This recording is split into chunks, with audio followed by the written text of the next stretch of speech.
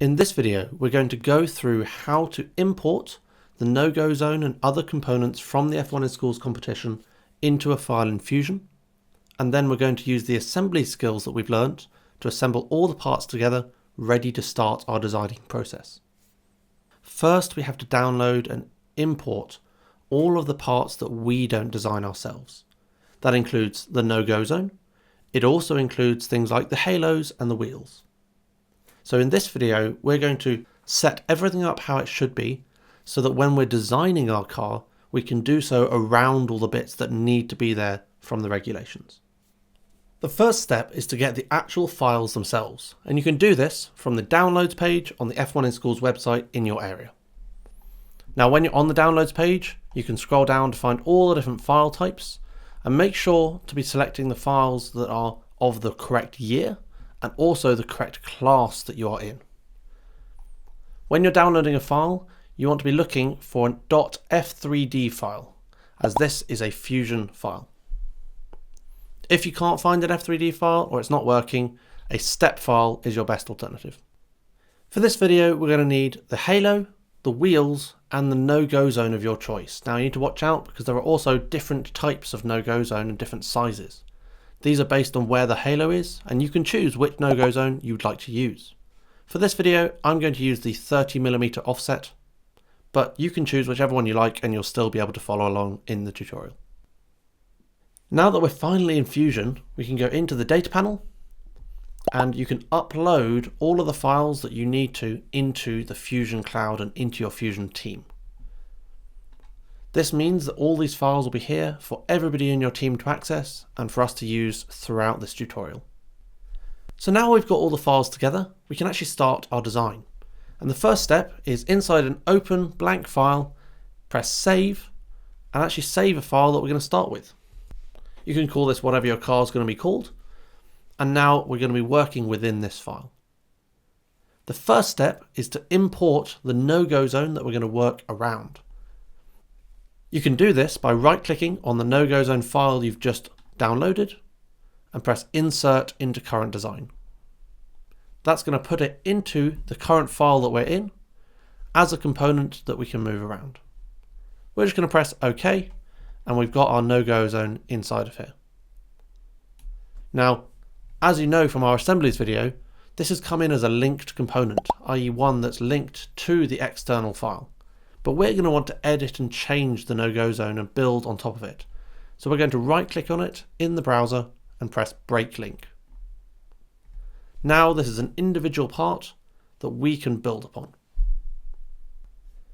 We're going to start with some prep work, and we're going to increase the size of our no-go zone slightly in different directions by about 1 millimeter, just to make sure that whatever we design is well away from the no-go zone, and when it's manufactured, we therefore aren't going to accidentally, from any sort of errors, go into our no-go zone and make our car illegal.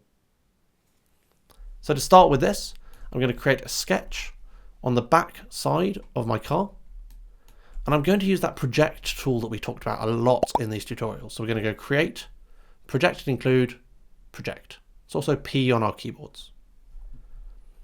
My selection filter is a specified entity, and I'm going to click that back surface. And that's created these purple sketch lines of our back surface. So now I can use the offset tool inside of Fusion to offset the design by 1 millimeter. Now we don't actually want to do this at the bottom, so I'm going to create another sketch line right from the edges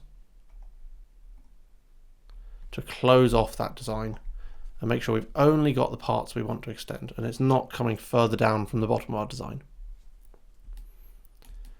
Now that I've done that, I can finish my sketch and use the extrude tool on that small area we've just created and pull it down to the front side of where the canister chamber goes.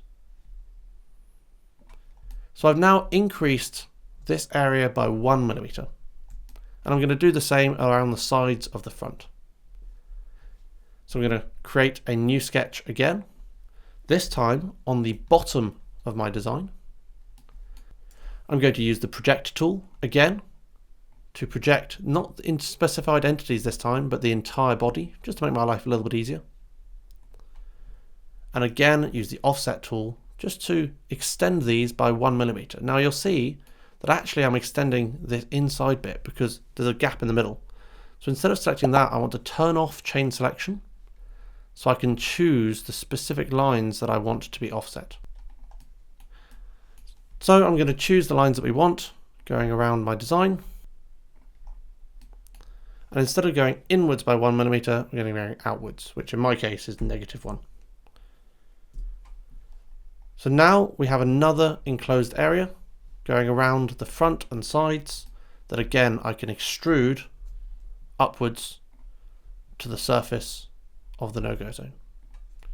So now my no-go zone is larger by 1mm in quite a few different directions, not all of them, but it means that what we design is always going to be 1mm away from our no-go zone, and we are accounting for any manufacturing error or design error that is always possible. Next, we're going to start importing components. So let's start with the halo. We're going to go back to the data panel, find the halo, right click, insert into current design, and then just press OK, and it's come in. Now this one we can leave as linked because we're not going to be editing it. Close the data panel off again, just to give us a bit more space. And I'm going to use a joint to join the halo into its position.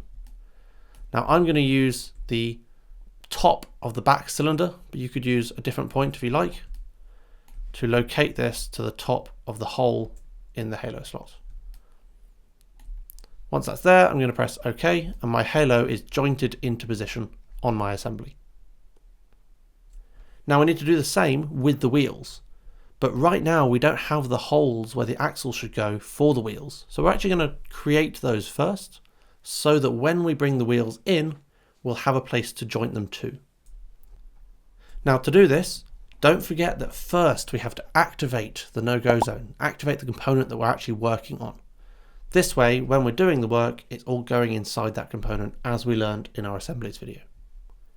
So I'm now going to create a sketch on the side of my no-go zone, and I'm going to create 2 circles of 3mm diameter, one at the back, one at the front. Now the regulations state that these axles have to be 11mm from the bottom of our car. So I'm going to use the dimension tool to add a 11mm dimension and specify that these holes have to be at that height. Now I could use a dimension on this one too. I'm actually going to use the horizontal vertical constraint to constrain these 2 holes to be horizontal to one another. That forces this left-hand hole to also be at 11mm from the bottom. Now to fully constrain the sketch, I'm then going to define where I want these holes to be in relation to the front and back of the car. Now this is entirely up to you and your design as to where you want the wheels to go. I'm going to make mine 20mm from the front on the front wheel, and I'm going to make it 30mm from the back on the back wheel. But like I said, really doesn't matter where you want to put your holes. It's up to you, and you'll be able to follow the video no matter where you put them. Now that I've created and put these holes in their locations, I'm going to finish the sketch and then use the extrude tool to extrude the 2 circles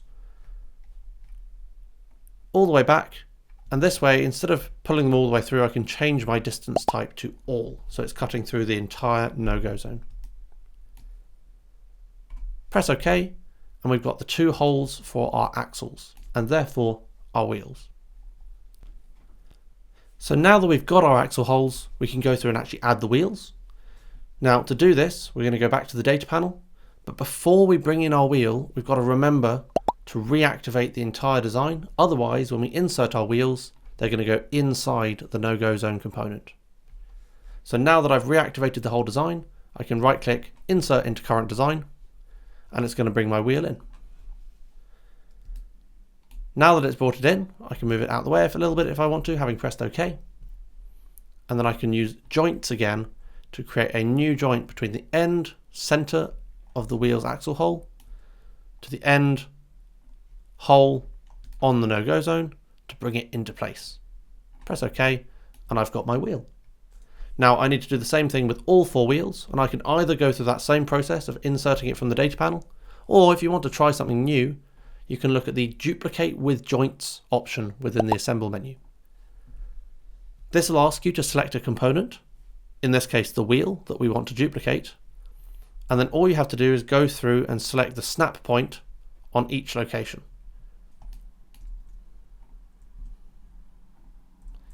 If it brings it in the wrong way, as it has here, we can press the More button to flip the options and make sure they're on the correct side.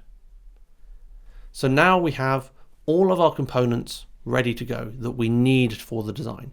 Now there are other little bits and bobs we need to bring in later, and we will do that, but for now, this is where we're going to leave it so that we can progress and start the actual design process.